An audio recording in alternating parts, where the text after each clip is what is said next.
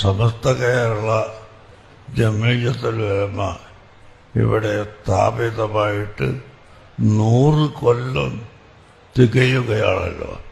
എന്നാൽ ആ സമസ്തയിൽ ഞാൻ ഉള്ള കാലത്തെ നീണ്ട കാലം ഇവിടെ സമസ്തയിൽ പ്രവർത്തിച്ച ഒരു പണ്ഡിതനും ഇന്ന് ജീവിച്ചിരിപ്പില്ല.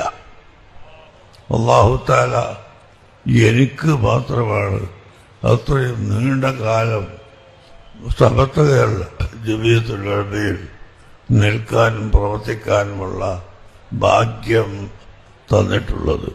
മഹാന്മാരായ സഹാബത്ത്, താബിഈകൾ, അയിമ്മത്ത്, മുജ്തഹിദുകൾ തുടങ്ങിയ വലിയ പ്രഗത്ഭരായ മനുഷ്യരോടൊപ്പം നാം എല്ലാവരും ചേർന്ന് നിൽക്കണം.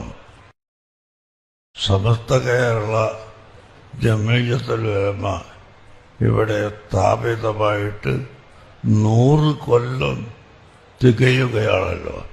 എന്നാൽ ആ സമസ്തയിൽ ഞാൻ ഉള്ള കാലത്തെ നീണ്ട കാലം ഇവിടെ സമസ്തയിൽ പ്രവർത്തിച്ച ഒരു പണ്ഡിതനും ഇന്ന് ജീവിച്ചിരിപ്പില്ല.